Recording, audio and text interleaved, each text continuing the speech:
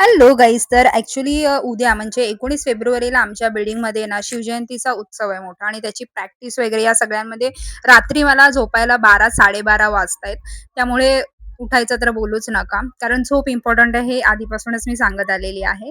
त्यामुळे सध्या late उठतेय, exercise वगैरे थोडंसं बंद आहे. लवकरच एकदम परफेक्ट रुटीन चालू करणार आहे. तर रोजच्या प्रमाणे अगदी दिवसाची सुरुवात केलेली आहे. गरम पाणी, त्यानंतर अंघोळ वगैरे झाल्यानंतर ब्लॅक कॉफी आणि आज नाश्त्याला वेळ नव्हता म्हणून हा एकदम क्विक आणि पटकन होणारा नाश्ता म्हणजे फक्त अंडी उकडून 2 मी खाल्लेली आहेत. माझ्याकडे वेळ नव्हता बाकीचं काही करायला.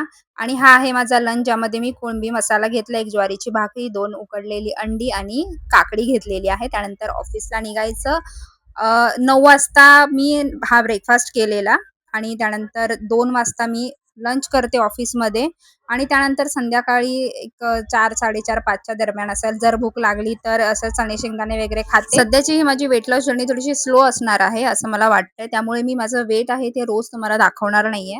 मी म्हणजे एव्हरी संडे तुम्हाला माझं वेट दाखवेनच. त्यानंतर आता ऑफिसमधून घरी यायचं आणि रात्री मी डिनर केलेला आहे. तो म्हणजे आज वेडनेसडे असल्यामुळे नॉन-व्हेज आहे.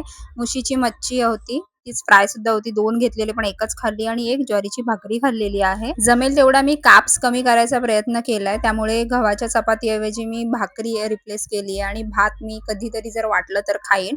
जर भात खाल्ला तर मग भाकरी नाही खायची, असा बॅलन्स करायचा आहे. That's it guys. उद्या भेटू. बाय.